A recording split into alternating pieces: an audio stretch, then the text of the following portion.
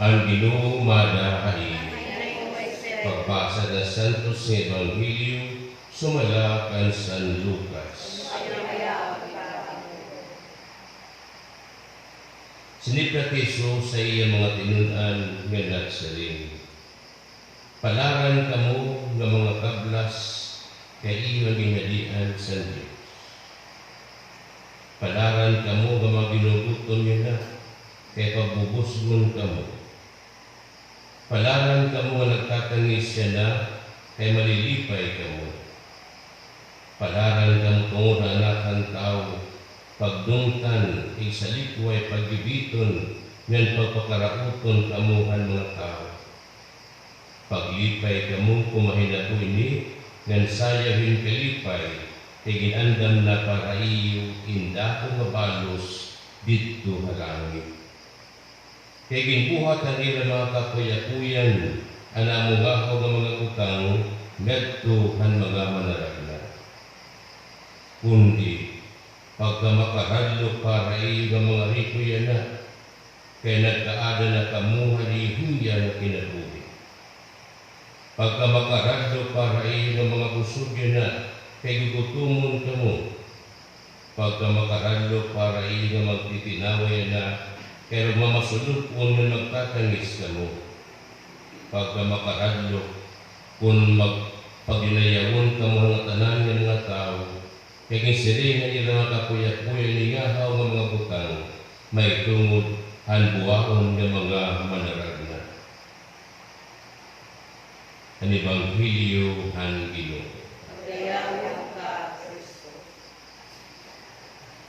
Itong tawag itong pagkabarahan, tawag para kanitanan. Nanatong gingbasa ng Ebanghelyo, ang gamit is palaran. Palaran. Palaran tungod kay halapan iti mo palaran.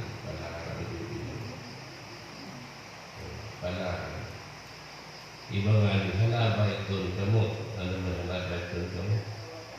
Kawatan, palaran, malabot, palaran, maarog, palaran. Halain nga ba yun?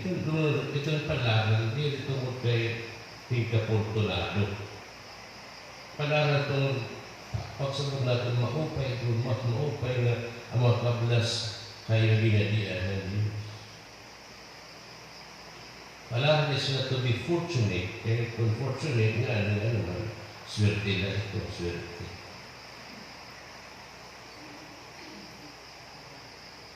Halain niya ba yun? Itong baranya pastorat, hindi mo mga magawag baraan. So, pagkapalaran ng Ebanghelyo, halain niya ba yun? Ebanghelyo sa Mateos, baraan. Dandaan niya gisabutan, hindi na kaging gamit pala ang paraan kung gano'n sa'yo. Be perfect as your heavenly Father is perfect.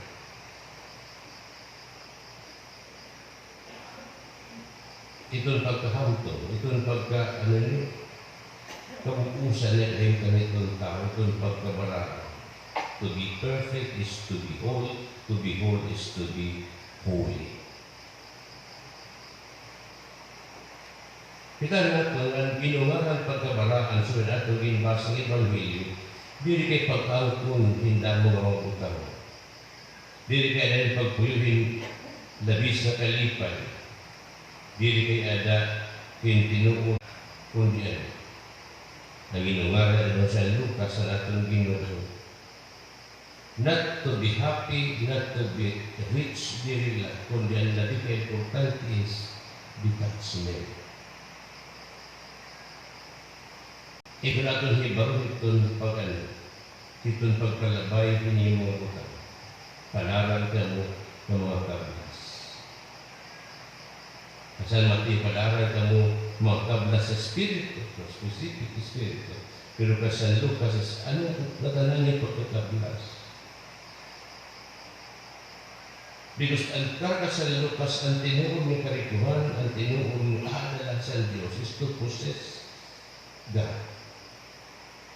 Palaran ka mo binubuto, kaya alam ko siya will be filled with the presence of God.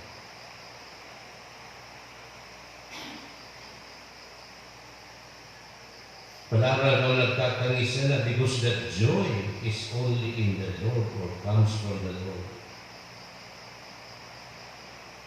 Palaran ka mo, kung pagdumtan, salit ko, pagbibito niya, pagpakarawot na daw ng mga tao, tungula ang anak sa Diyos.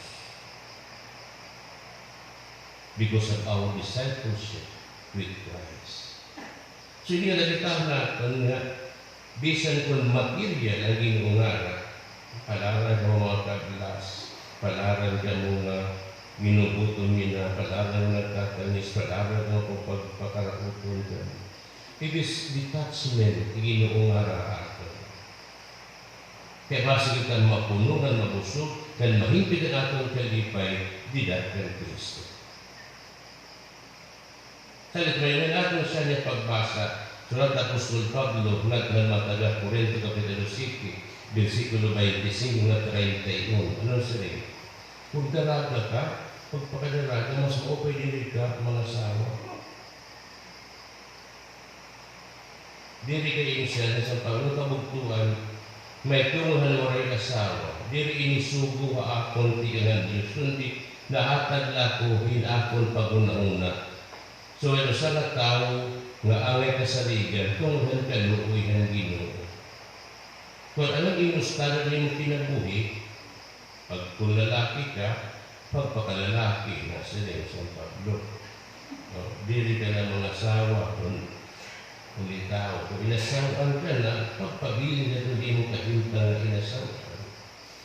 Kung daraga ka, pagpabilin ito na kahintang ni mo yung daraga.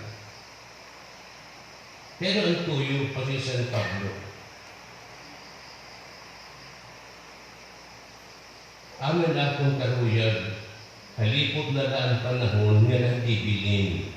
Natikan niya na kinahanglan niya ang mga inasawan magpupusugan hinwarag asawa at ang mga masulukon sugo hindi rira mabiduon, ang mga malipayon sugo hindi rira malipayon, ang mga namamalit sugar hindi rita iya hatira pinamalit, ang mga nagamit ang kalibutan ng mga putang sugar hindi rira naghitang hindi ng mga putang kaya sugar ito yun na diri na maiha ini ng kalibutan. Wala, sumpay na ito kasampan ko.